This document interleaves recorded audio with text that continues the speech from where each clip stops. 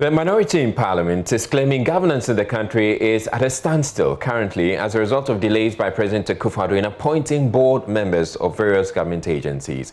Tamale North MP Alhassan Sunyini says the NHIA, Road Fund and other agencies are unable to get approvals to disburse funds as a result. He says this is resulting in Ghanaians struggling to access quality health care, among other services. He says the president must sit up and make the appropriate appointments so the country can make progress. One of the key,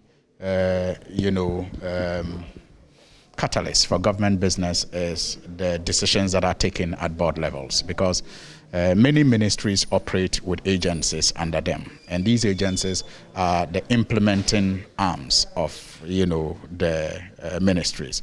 So for example, you go to the National Health Insurance. If we are going to hold, say, the Minister of Health responsible for some implementation lapses as far as our policies on health is concerned, the National Health Insurance is key. And if you do not have a board in place that will facilitate the day-to-day running of the institution, as currently is the case, you are going to have, facilities that are offering health and expecting payments suffer, because their debtors will not, their creditors will not give them the luxury of time, and even if they do, it's going to come at a cost.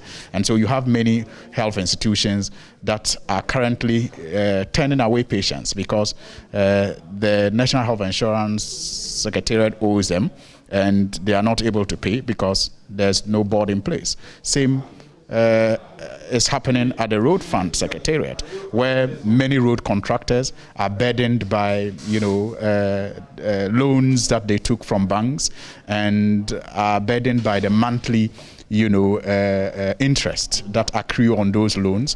Yet they have finished their work, submitted their certificates, and government is unable to function because there's no road fund board in place. And it is the reason why the system is simply not functioning as we speak. It doesn't look like this is a government in its second term. I mean, some of these slow decisions are tolerated when there is a transition from one party to another in governance. But in this case, you have the same president, you have the same vice president, you largely have the same ministers who have all been vetted and approved. And so you wonder why it is taking this long for these boards to be constituted, for government business to run. There's simply no reason why the president and his vice should allow the country to ground to a halt. They must, constitute these boards and task them to fast track what they have to do, so that people, especially who are owed a lot of money, will get paid.